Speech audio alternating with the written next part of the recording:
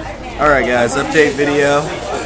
I'm here in Hot Springs, North Carolina. I actually it's Saturday, April 13th. It's like 4 o'clock in the afternoon. We got here Thursday afternoon. We did 13 miles in from... I cannot remember the name of the shelter, but it's 13 miles out. We got up early in the morning, not by any doing of our own, but by mice going crazy in the shelter. It was Walnut Creek Shelter. Yeah, we were camped out at that shelter, and a royal rumble of mice was going on at about 5:30 in the morning, and that caused us to wake up. And we were already up, and I proposed, you know, let's just push on to Hot Springs. So we got up and hauled butt here. My feet were feeling good. So the last 6 miles of the day were downhill, and I just kind of like ran the last 6 miles, at least on the flats and the downhills, because the shoes are finally broken in and the feet are starting to recover. But yeah, we made it into Hot Springs Thursday afternoon. I can't remember the last time I updated. I think it was on top of Mount Camber, actually. Yeah, we updated then. Since then, I think we were going to do 19 that day. We ended up only doing 17. We stopped just short of the Pigeon River Bridge. There were some really good, really nice streams there, and my feet were kind of beat up and hot at the end of the day, and I was walking and I was like, man, I just want to put my feet in these streams. So we actually ended up pulling over, stuck my feet in the stream. It was nice. Set up camp, and I'm actually glad we did, because we ran into a lot of people the next day that had pushed on to Standing Bear Hostel, and from what I hear, their experience there was less than enjoyable. So we saved the money, got to camp at a good spot, and didn't have to deal with what they did. The day after that, which I guess would be last Wednesday. I think we did, yeah, it was our biggest day yet. From that point, we hiked to Walnut Creek, which is where I was talking about. We woke up right before we pushed into Hot Springs. We did 21.8 miles that day. Good day. We had 3 balds that day, so it was real scenic. The first one was up on top of Snowbird Mountain.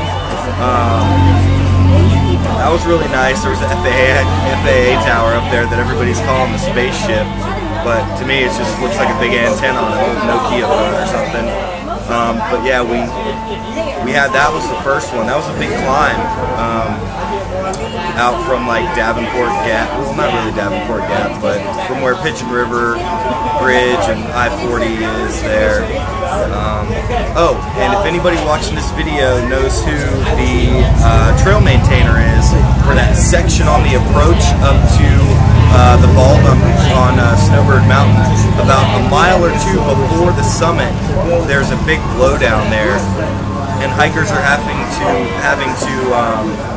kind of climb into the tree and walk for like 20 feet on the tree, and it's, you know, I can definitely see how somebody could slip off of that and go rolling down the hill.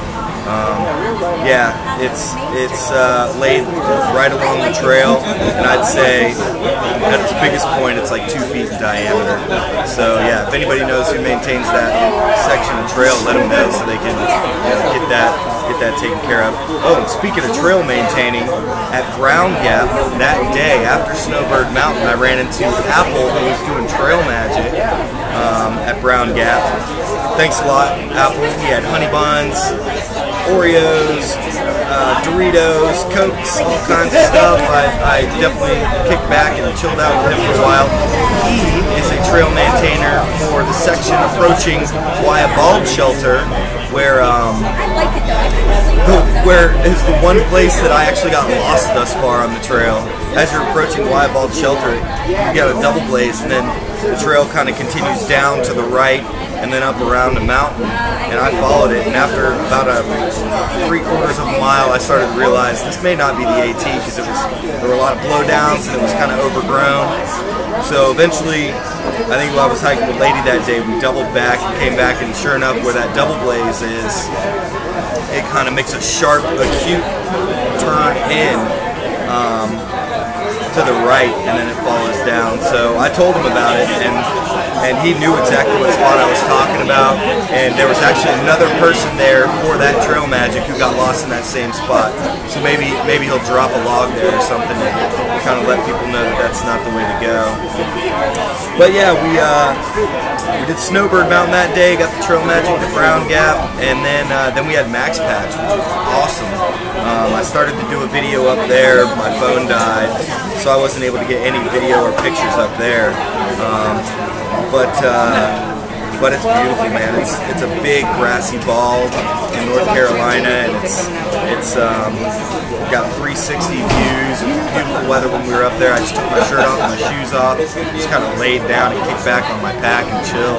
That was nice. Then I think out of there, that was like 15 miles for that day. We did another 6 to the Mouse House, Walnut Creek Shelter. And I knew it was going to be a mouse-infested shelter because it said on the guidebook not to cook inside the shelter. But, you know, I'm not scared of any mice. You know, we've done worse. We slept under a shelter at Carter Gap. So if we can do that in sub-20-degree weather. We can sleep in a mouse-infested shelter, which we did. And I'm not scared of the mice or anything, but it is kind of annoying because they were making tons of noise at 5:30, and that's when we got up. We were excited for Hot Springs anyway, so we got up and we pushed to Hot Springs. Once we got here and just kind of set up shop, we did the Hot Springs mineral tubs that are right there on the side of the French Broad when we got here. Lady's friend Jenna from Asheville and her boyfriend Billy came to town, took care of all that. It was me, Lady, Star Child, Jenna, and Billy had that hot tub there, and that was nice. It was good for the feet needed it. And then we stayed in one of the cabins on the river that night. Then the next night, the next day, which was yesterday, they all split and went to Asheville. I had some stuff that I had to do for that paper that I wrote in Franklin. So I stayed in Hot Springs, went to the library and resupplied different things. But I went to check in at Elmer's Hostel, which is beautiful. I'm so glad I went over there. It's an old Victorian house that they turned into an inn. I think it's called Sunny Bank Inn, but it's to trail through hikers. It's known as Elmer's Hostel because Elmer runs it. Elmer's cool, by the way. I chatted with him for about 30 minutes this morning. But I checked in yesterday, and I'm cat-napping in the bed after I did some of my stuff. And one of the guys came in and said, "Hey, how flexible are you? We overbooked. If you'd be willing to stay in the staff loft, you can stay for free." So I said, "Absolutely, I am that kind of flexible." So I stayed there free last night. And they actually made the same offer to me today, this morning. So I'm staying there again tonight for free, which is working out because I've got some emails that I've got to wait on to get back for school, and then for some different things that I sent my resume out for and whatnot. Yeah, I mean, I'm taking an extended break here in Hot Springs. This is one of my first major goals because it's actually cool because I'm getting in. I think as of today, or as of here, we've hiked 274 miles on the AT, which is nothing to shake a stick at. I know it's small compared to the grand scale, but 274 miles is a long way.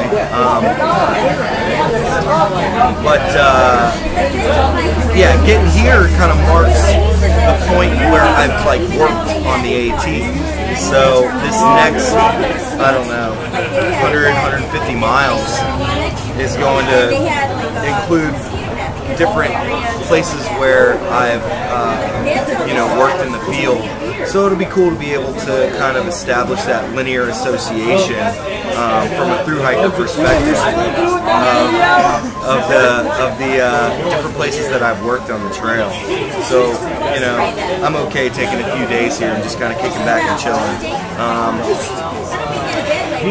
Yeah, I'm staying tonight.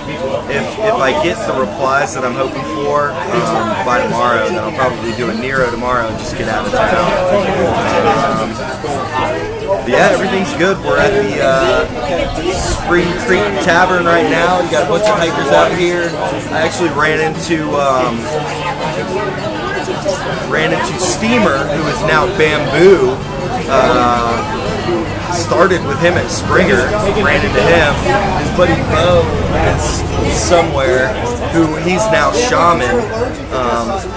But yeah, they're here in town, which is cool. It was cool to run into Steamer. We're watching the Masters, just chilling, having a good time. Everybody's eating and just chatting with some of the locals and some of the tourists who are interested in, you know, what we're doing here. I'm trying to think what else to update on. Oh, Kristen brought.